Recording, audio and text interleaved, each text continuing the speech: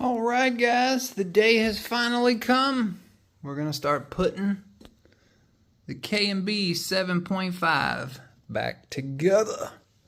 This has been a long process, and sourcing parts and stuff like that, eBay, this company right here, well, not K&B MFG, it was this company, MECOA. They have a website. If you need vintage parts, you can buy them, but you are going to pay. You are going to pay for them.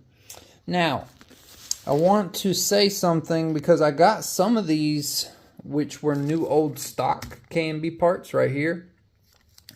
These were more expensive, but I found these on eBay. So a seller had 3 or 4 different packs of bearings.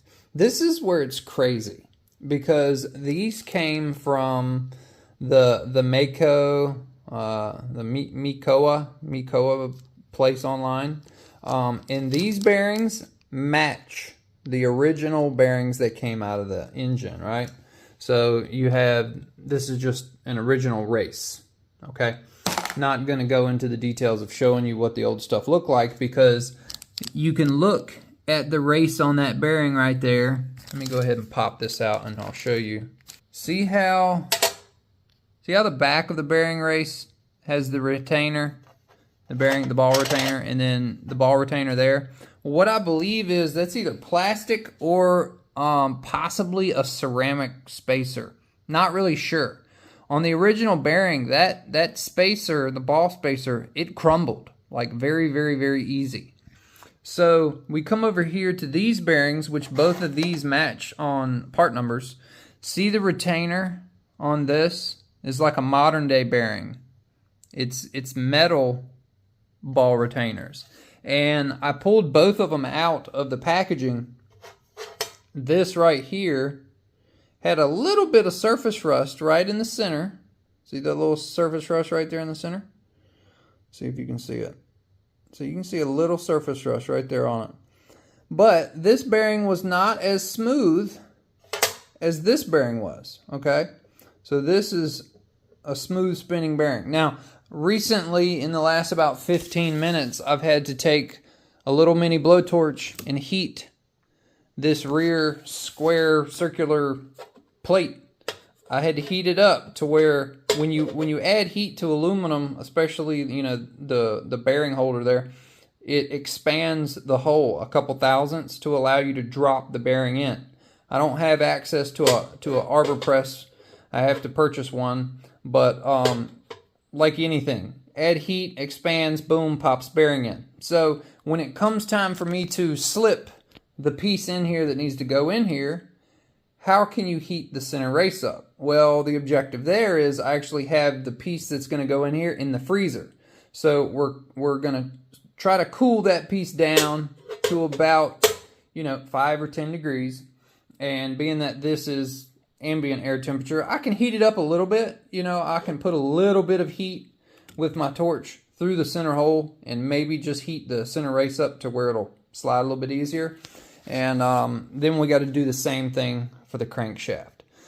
So that's why I got all these parts and pieces, because I don't know which is going to be best suited for this situation.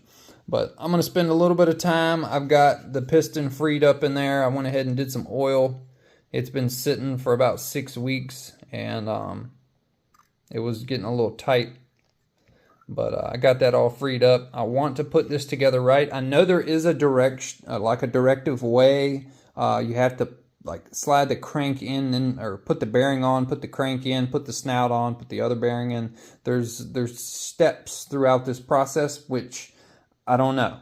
So it'll be a lot of trial and error on my part. So bear with me. But I'm going to do a little bit of work, and then we'll pop back on here, and I'll show you what we've done. But for right now, I have to wait about an hour to allow these pieces to cool. So I'll catch back up with you once I've gotten a little bit further along. All right, it's been about 15 minutes, and well, I guess it's been about an hour and 15 minutes because I had to let this piece cool, right? So this was the center stem that gets pushed all the way through, and then this little keeper here is what ends up riding on the back side of the pin on the crankshaft. So the crank pin is going to connect to the connecting rod. It's going to go all the way through the connecting rod, and it's going to meet this. And then that is in turn what spins this. And the back side of this is square inside. That's where your square flex cable goes. So we've got our new bearings and everything is pressed in. It was kind of hard. So it went in the first 50% of the way pretty easy. And then once it got to the second bearing, it was kind of tough. So I did blow some heat through there. I used my little torch. I did about 15 seconds on each side, straight through the race. Not really focusing on the bearings, just blowing the flame through the center of it.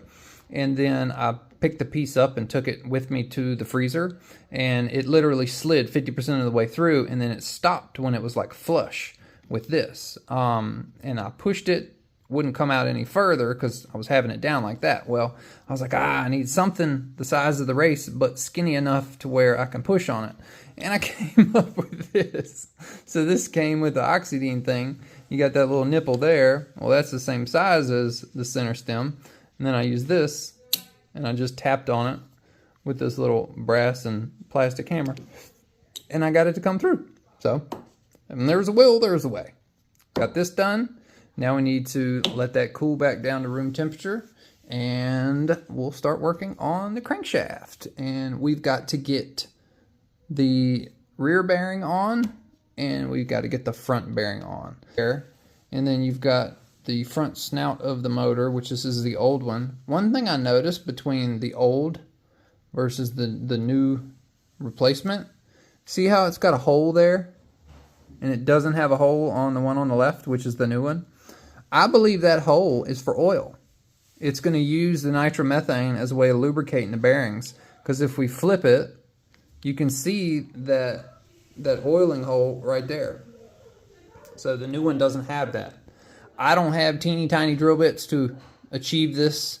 For the limited amount of time I'm going to run this, it's just not necessary. A bearing is a bearing is a bearing. Yeah, it could be helpful to give it some of the nitromethane to help lube that bearing, but I don't know. So what we have this bearing here, which came with the horde of stuff from eBay for $40. And I don't know which one we're going to need, because we've got that bearing there and we got this bearing here. And if we look, the two center races are different. So we got different sizes. So I need to figure out which one of these we're going to use. I got to go get the crankshaft and put it on, because that bearing fits in there and so does this one. So the OD of the bearings are the same, but the ID of the race are different, and the thickness. So this may actually help us. So we have the old race here, and we can determine the thickness. So that doesn't look right.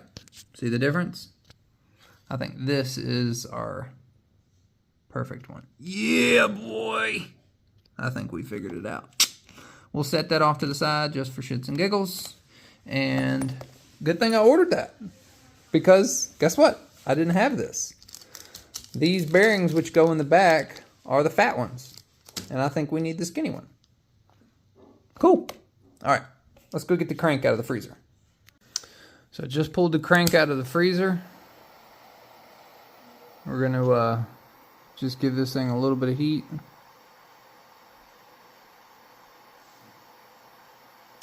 Give that time enough to expand. And we're going to try to slide it on. I don't have a camera mount because I broke it, so I can't do this with one hand.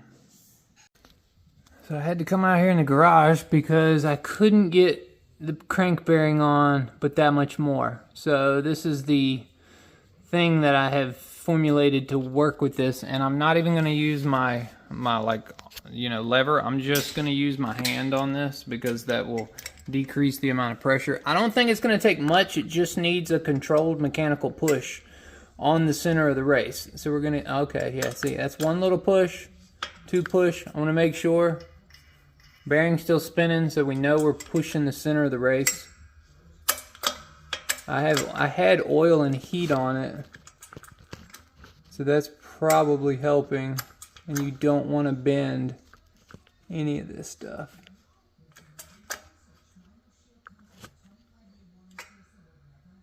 Okay, let's see. I'm gonna say it should be good. I've got a teeny tiny little gap there. I just want to make sure. Bearing still spins. Hot diggity dog. Let's go ahead and take it off. I'm super excited, y'all. That worked out really well. You never know in situations like that, but so you can spin it. Bearing spins nice and easy. That's good. So, quick, subject change here. I wanted to look at these in speculation to see, as a reference, how far did they have their bearings on this, and it is like, super duper tight. I'm gonna say that's probably 6 thousandths, maybe 4 thousandths. Really, really fine gap. Probably similar to the gap that I have. We hold them side by side. The difference is 12 mil crank, 15 mil crank. But you can tell this one here on his, this was a performance crank because they ground the inside of here and on this side, trying to help get a little bit more performance out of that two-stroke. What they do is they shave the sharp edges so the air can flow a little bit easier. I'm not doing that. We're just trying to get this thing to run in general. I don't need, a 0.5% of horsepower additional. Now that we have the bearing on the crank and everything else seems to be in the right spot, I was looking at these old gaskets. So these old gaskets versus these two here that are brand new. Unfortunately, I think they've shrunk over time. And you got to remember, these are probably in the realm of 35 to 40 years old. And if we sit here and do this, I'll show you. I could go in there with like a Dremel and clean them out, but they're just that tight. They just won't go on there. So if we use the new ones literally fit and fall perfectly into place. So we're gonna use the new gaskets. But okie doke.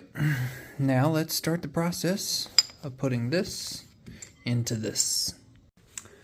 So I have two of these bearings. These part numbers are 18, 87, 88. I have another one right here which matches the same race height as the original that came out. This is a different bearing. So these are your back, we'll just call this the back end bell bearings. It takes two of these inside of here. We don't want to mix these up because I have two now, right? So this is the new one. This is the one that came with the hoard of stuff. I'm going to use the one that came with the hoard of stuff only because it spins freer. This one over here doesn't spin as free. I like this one. It feels better in the hand. It just feels better, if you know what I mean. Still a brand new bearing. Still a brand new bearing. And it fits over top of this shaft right here, right? So what we've got to do is we'll have to heat the center race of this up to get this to go over that. Now, what we have to do first is we have to drop the bearing inside of here, because this is going to go on, and then we have to slide this on together as a unit, okay? So I'm going to opt to put the bearing in this side facing inward. That way it gets some sort of lubrication, because if you put it in this side, it's not 100% sealed, but this way it keeps this facing outward, so less trash in it, and then it keeps the ball bearing side of things in there to where it can get a little bit of oil from the fuel. So we're going to set this here, my little heat 'em up tray. Put that there. Put this here. And then we'll start heating them up. Only do this for about 30 seconds, and then the bearing literally falls right in.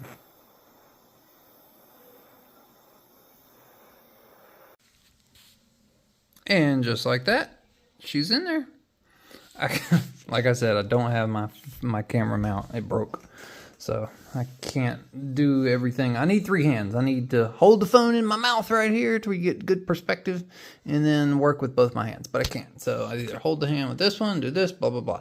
I'm really kind of looking into those like meta glasses. I like the idea of wearing glasses, and y'all get visual perspective. So let me know if you want me to invest in some meta glasses.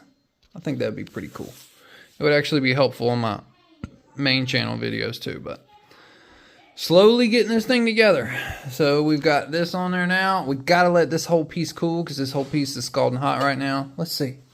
Let's just see what the temperature is of this piece. There it is. Let's see the temp. What did I get it to? 130. It was probably a little bit hotter than that.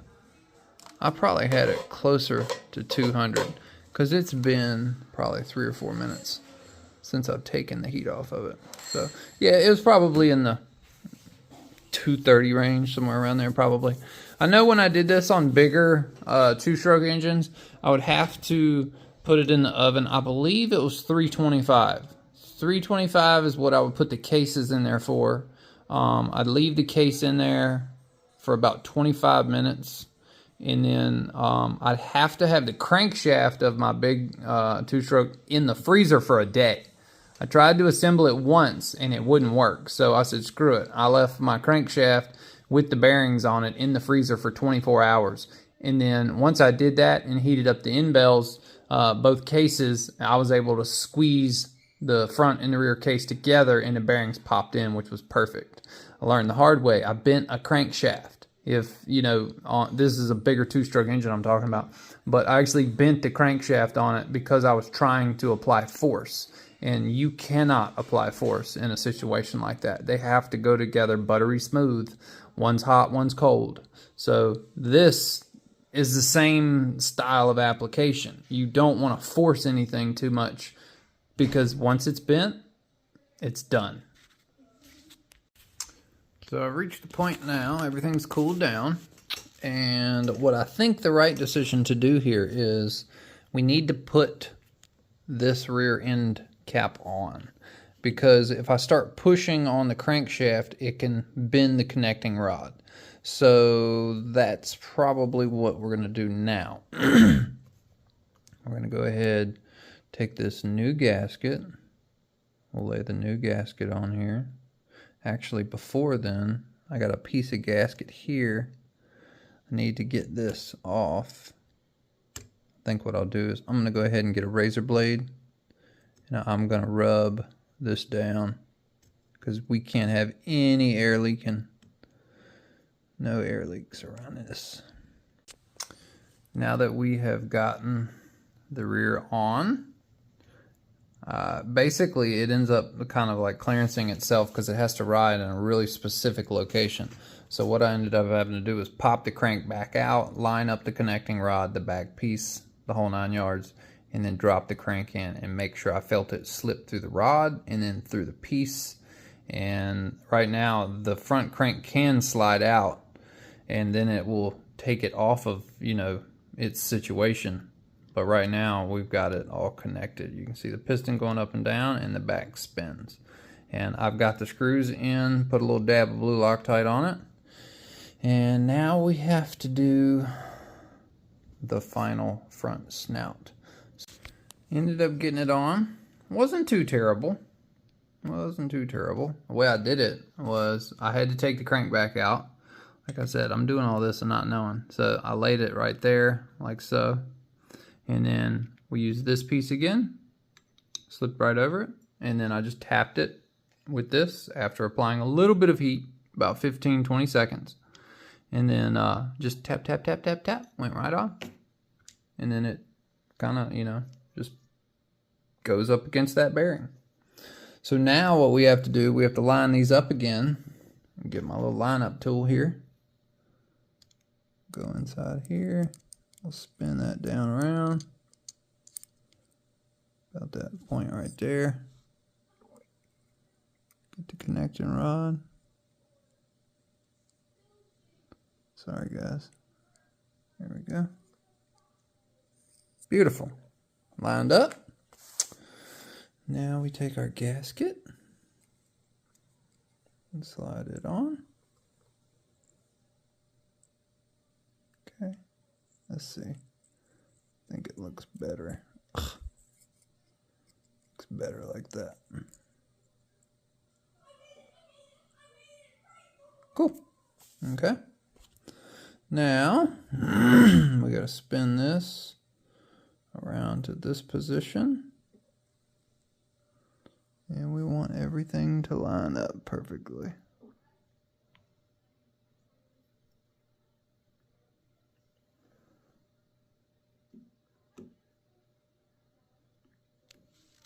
Okay. Come on, baby. Fall into place.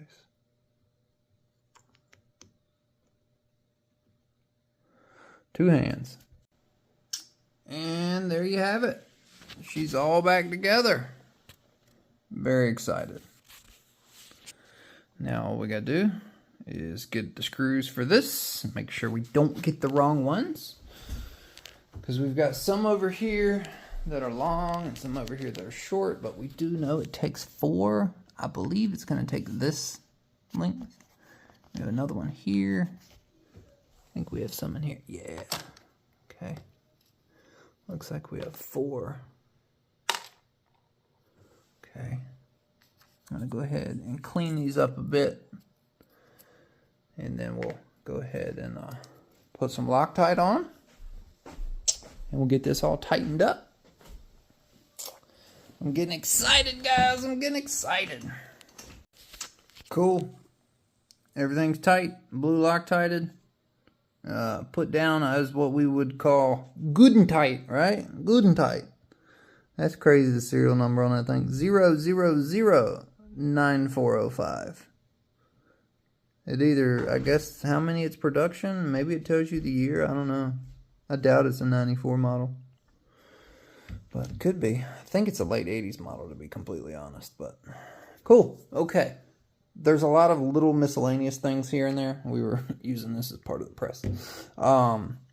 But I've got to rob these 2 little center pieces. So if you look inside of the front snout, you see right there below my finger how those 2 halves come out? So they push out right here. So we're going to have to slide them in right here. So that's what's next. And then the carburetor. So we've got the carb here, and then it's completely disassembled. I'm gonna have to come over here. I did order a couple things for the carb. I got these O-rings, and then somewhere in here there was actually a carburetor, and I noticed that, and I was like, that would be cool. And then I think somewhere in here he also had, yeah, so he's got a needle for it. I think we may use this. Because, let's go over there and look at that. This is the stock needle here, which is not too bad, to be completely honest. But if we have another one here,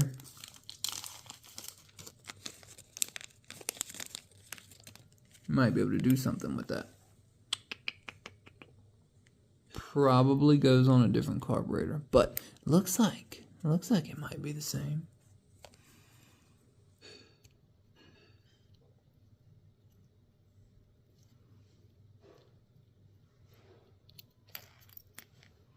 I'm just trying to determine which one has a better taper.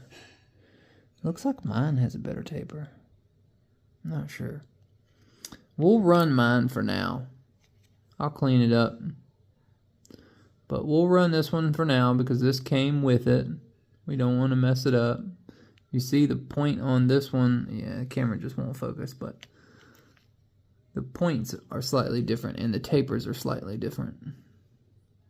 Not sure if you can really tell that on camera, but we'll just stick with what's original for now.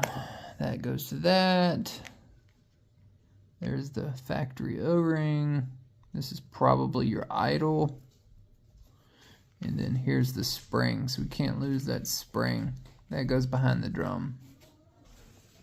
So this goes here, and the drum is here. So this, I need to get in there with a really, really small thing and try to clean that out.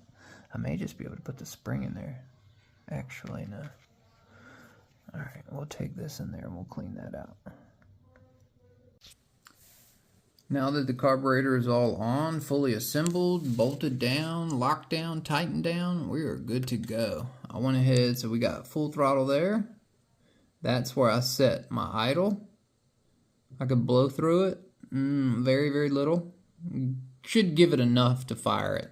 It may need to be either more or less, not really sure. I remember something like an 1/8 or a 1/16 inch of a gap. Not really sure how much that is. It shows up more on camera than it is in real life. But, you know, wide open throttle, idle. And then we've got our fuel here. That's nice and clean. And what I did as far as the jet, or like, you know, your fuel adjustment, I threaded it in until it stopped where it was originally at. I probably have it maybe a half turn more loose, just to give it just a smidge more fuel. But I don't really know where the proper setting is for it. I'll have to determine that when I first fire it up. But I'll do a dry run. I'll flow a little bit of water through it, make sure there's some water in the head, and then we'll do a little bench run for about 15-20 seconds, make sure that it does run, and then I'll probably take it to the pond and just push it up against the bank, like put the nose of the boat up against the bank to where it's in the water, and then I'll just tune it right there. The way this works is it works on a blast pickup. So if you remember the last video, the cooling tube is broken. So watch, I'll show you. So literally, well, it's actually still got some strength to it, but she's split right there in the middle. So we're not gonna use it, not unless I can formulate some kind of epoxy thing, but I don't think that's gonna work. This was the old carburetor. It was too small. Save that stuffing tube just in case, but it's to the point now where it's time for us to start putting this back together. So I'm gonna go ahead and bust out all the parts for this and get this all put back together and try to get this motor in one piece. And then once it's in one piece, we can start working on servos and all the other gadgetry to get this thing on the water. I'm excited. Well, I got this pieced back together. I may be forgetting some things, I'm not really sure. I opted to use the old stuffing tube only because it was holding the shape, and as I slipped the flex cable in here and tried to conform it, it literally kinked in 2 spots. So I feel like if I wanted to do this in the future, I've got some other stuffing tube. I should heat it up first with some hot water. That way it's a little bit easier pliable, and slide it in, slide the cable inside, and then conform it, and then hold it and let it cool. And I think it would hold that shape. But the other one was fine. It's old, but it was holding shape. So I cleaned all the old grease out of it, re-greased it with this little red bottle of grease that they gave me with the new cable. Got the cable in. I'm gonna come down here, I'm gonna spin it, and you'll see it spins. So now it's time, I believe the motor, does it go like this? No, it goes like this. Okay.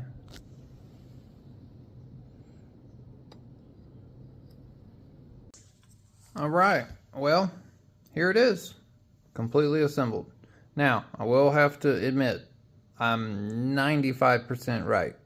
I'm wrong in one aspect of this. And I'm not going to do it in this video because it requires me disassembling all this. The hinge plate on the back, it gets mounted just like so. And what they did was you have to put this on when you put the halves together.